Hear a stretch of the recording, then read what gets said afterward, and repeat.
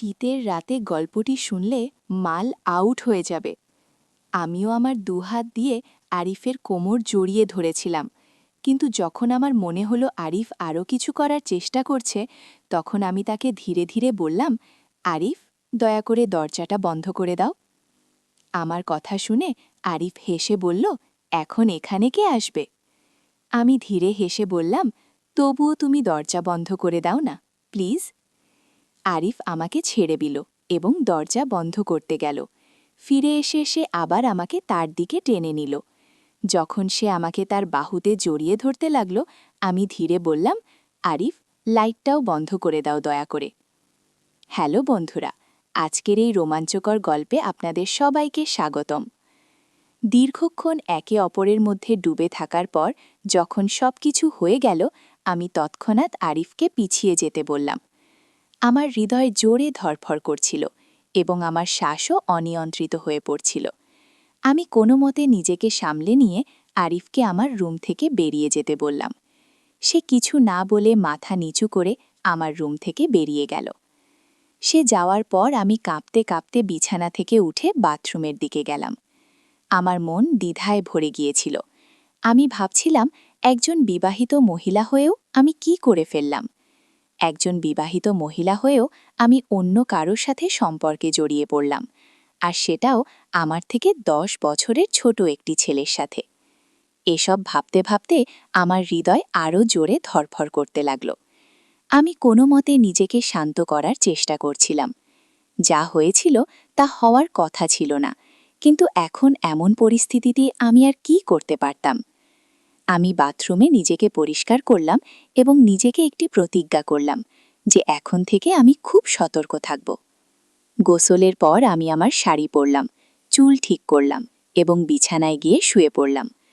সারা দিনের ক্লান্তি এবং দ্বিধা আমাকে এতটাই ক্লান্ত করে দিয়েছিল যে আমি কখন ঘুমিয়ে পড়লাম তা টেরই পাইনি।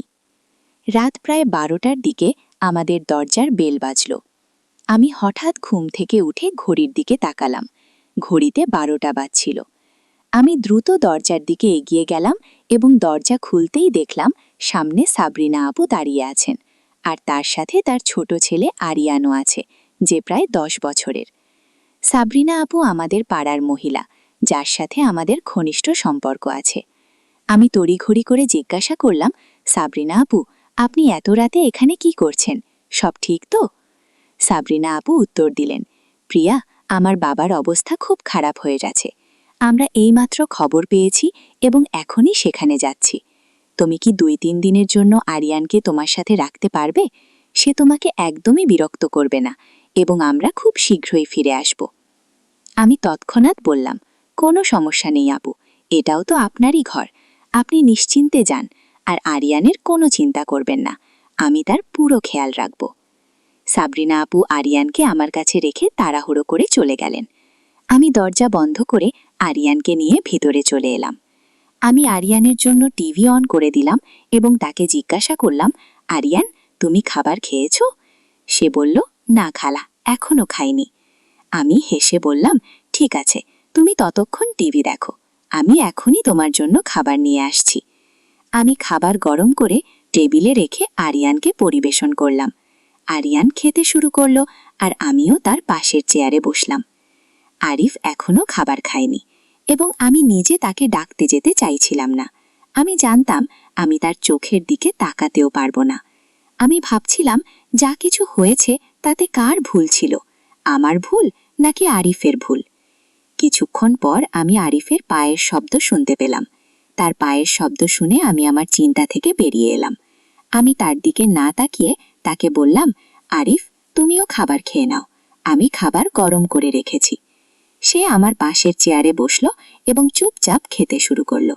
আমিও খাচ্ছিলাম, কিন্তু আমার চোখ বারবার আরিফের দিকে যাচ্ছিল। আমি ভাবছিলাম, একজন বিবাহিত মহিলা হয়েও আমি কি করে ফেললাম? আরিফ খেতে খেতে আমাকে জিজ্ঞাসা করল, এই বাচ্চাটা কে? আমি চোখ না তুলে উত্তর দিলাম, এটা সাবরিনা আপুর ছেলে আরিয়ান। তার বাবার হঠাৎ খুব অসুস্থ হয়ে পড়েছে, তাই তারা তার কাছে গেছে এবং আরিয়ানকে আমাদের কাছে রেখে গেছে। এরপর আমাদের মধ্যে কোনো কথা হলো না এবং আরিফ খাওয়া শেষ করে তার রুমে চলে গেল। আমি সব বাসন তুলে রান্নাঘরে রেখে দিলাম। তারপর আরিয়ানকে নিয়ে আমার রুমে গেলাম এবং দরজা ভিতর থেকে বন্ধ করে দিলাম। আমি আরিয়ানকে আমার সাথেই শুইয়ে দিলাম, কারণ সে তো একটা ছোট বাচ্চা। যদি আমি তাকে আলাদা শুইয়ে দিই তাহলে হয়তো রাতে তার ভয় লাগতে পারে। আরিয়ান আমার বিছানায় শুয়েছিল এবং কিছুক্ষণের মধ্যেই ঘুমিয়ে গেল। কিন্তু আমি জেগেছিলাম। সন্ধ্যার কিছুক্ষণের ঘুমের কারণে এখন আমার ঘুম আসছিল না। আজকের দিনটি আমার জীবনে একটি নতুন মোড় এনেছিল। আমার হৃদয় ও মনের মধ্যে লড়াই চলছিল।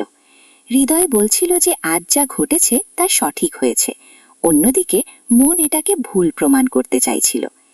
আমার হৃদয় এও বলছিল যে একজন বিবাহিত মহিলা হয়েও আমি একটি অসম্পূর্ণ জীবনযাপন করছি, আর যদি ভাগ্য আমার জন্য কোনো পথ খুলে দেয় তাহলে এতে কি অন্যায় আছে। আমি এই চিন্তায় ডুবেছিলাম যখন হঠাৎ আমার ঘরের দরজায় কড়া নাড়া শুনলাম। বাড়িতে আমার ও আরিয়ান ছাড়া শুধু আরিফই ছিল, তাই এর মানে দরজায় কড়া নাড়া দেয়া ব্যক্তি আরিফই হতে পারে। আমার হৃদয় আবার দ্রুত স্পন্দিত হতে শুরু করল। আমি নিঃশব্দে শুয়ে থাকার চেষ্টা করলাম, কিন্তু আবার কড়া নাড়া শুনলাম। আমি ভাবছিলাম যে কখনো আরিয়ান জেগে না যায়, আর এই ভেবে আমি ধীরে ধীরে উঠে দরজা খুলে দিলাম। সামনে আরিফকে দেখে আমি একটু চমকে দিলাম এবং তাকে জিজ্ঞাসা করলাম, এখন কি, তুমি এখানে কেন এসেছো? আরিফ মৃদু কণ্ঠে আমাকে জিজ্ঞাসা করল, আমি কি ভিতরে আসতে পারি? আমি বললাম, না, একেবারেই না, তুমি যাও এখান থেকে। এত বলেই আমি দরজা বন্ধ করে দিলাম। আমার শ্বাস দ্রুত ছিল এবং আমার মনে অনেক প্রশ্ন উকি দিচ্ছিল। আমি ভাবতে শুরু করলাম, সে ভিতরে আসতে চায় কেন? সে কি আবার আমার সাথে কিছু ভুল করতে চায়? না, তা হতে পারে না। আরিয়ানও তো আমার ঘরে আছে, আর একবার যে ভুল আমি করেছি তা আমি দ্বিতীয়বার করব না। গত কয়েক বছর ধরে তুমি নিজেকে সংযত রেখেছ, আর এখন যখন সুযোগ এসেছে তখন এটা হারানো ঠিক নয়। জীবন এমন সুযোগ বারবার দেয় না। আমি বিছানায় বসে এই চিন্তায় ডুবে গিয়েছিলাম যে যদি সুযোগ এসেছে তবে কি এটা ছেড়ে দেওয়া হবে? আরিফ তো এখনো তরুণ, তার জীবনে এমন সুযোগ আরও আসবে, কিন্তু আমার জন্য আমার কাছে শুধু এই একটি সুযোগ আছে। আমার কি নিজের জীবনযাপনের অধিকার নেই? আমি এই চিন্তায় জড়িয়ে পড়েছিলাম। আমার হৃদয় ও মনের মধ্যে যুদ্ধ চলছিল। শেষ পর্যন্ত আমার মনের কণ্ঠ আমার হৃদয়ের কণ্ঠকে পরাজিত করল। আমি আরিফের প্রতি আমার আগের আচরণের কথা ভেবে কিছুটা অনুশোচনা বোধ করতে শুরু করলাম। আমি তাকে খুব রাগ করে আমার ঘর থেকে তাড়িয়ে দিয়েছিলাম এবং এটা নিয়ে আমি খুবই দুঃখিত ছিলাম। আমি হাসতে হাসতে বিছানা থেকে উঠলাম এবং আলমারি থেকে একটি আকর্ষণীয় লাল রঙের সালোয়ার কামিজ বের করার কথা ভাবলাম। তারপর ড্রেসিং রুমে গিয়ে কাপড় বদলে নিলাম।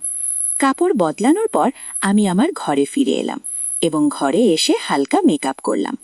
আমি আমার লাল রঙের সালোয়ার কামিজ পরেছিলাম এবং উঁচু হিলের স্যান্ডেলও পরেছিলাম।